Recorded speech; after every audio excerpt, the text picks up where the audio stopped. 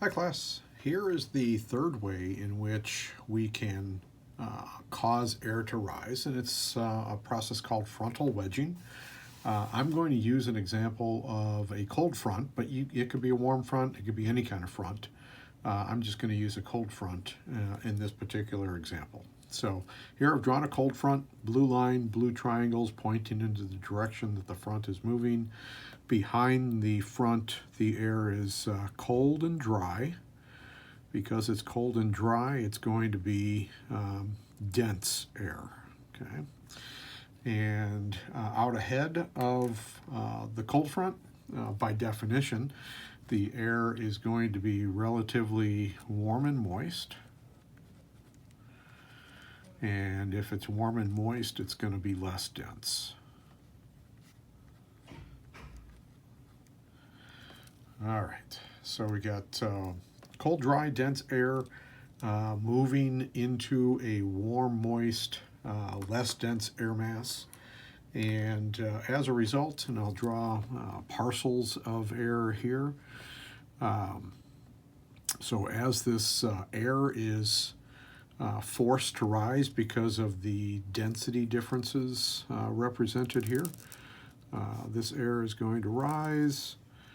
Okay, and as a result, all of those processes that we've talked about now several times, and again, just as reminders, it's good. Repetition's good in terms of reminding. So as the cold front is causing the warm, moist air to rise due to frontal wedging, the air is going to ascend. When the air ascends, the pressure is going to decrease. Yeah.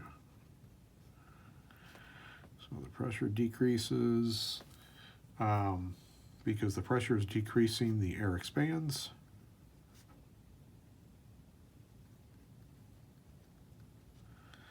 When the air expands, the density decreases.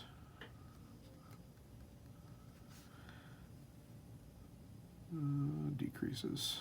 And when the air density decreases, the temperature is going to decrease.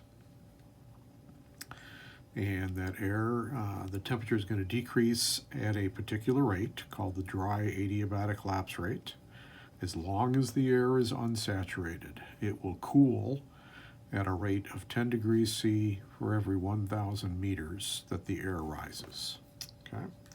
So let's assume now that the air becomes saturated and hits the lifting condensation level.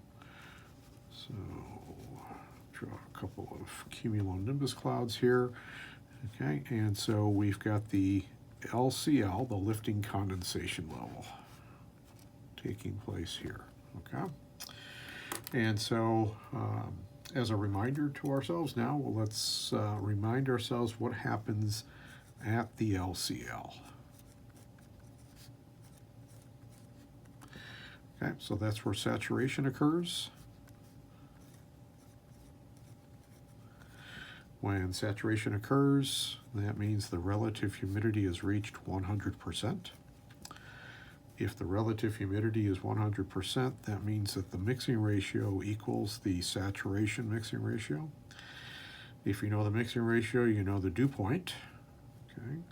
If you know the saturation mixing ratio, you know the temperature. So if the mixing ratio is equal to the saturation mixing ratio, then the dew point is equal to the temperature. The dew point temperature is equal to the temperature. At this point, we begin to condense water vapor into liquid water droplets. So condensation occurs.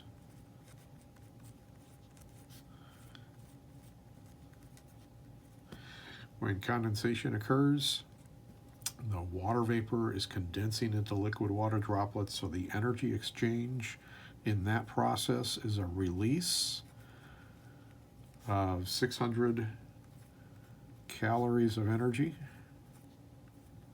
for every gram of water that is condensed. Okay, so again, releasing that energy is literally releasing heat energy into the atmosphere. And so that's going to slow down the rate of cooling. As the air continues to rise, it will continue to cool, but it's now going to cool at a slower rate, called the moist adiabatic lapse rate, which, again, it's a range of values. We're going to look at 5 degrees C per 1,000 meters here. Okay? The soupier the air is, okay, the smaller that numerator is going to be, which means it's going to reduce the cooling quite a bit. The drier the air is, but still saturated, but drier, means that this number might be 6, 7, 8, or even 9 degrees C per 1,000 meters. 9 degrees C probably in the polar regions. Okay, so there's the third way that we can get air to rise, through frontal wedging. Okay, now we'll take a look at the last way, called convergence.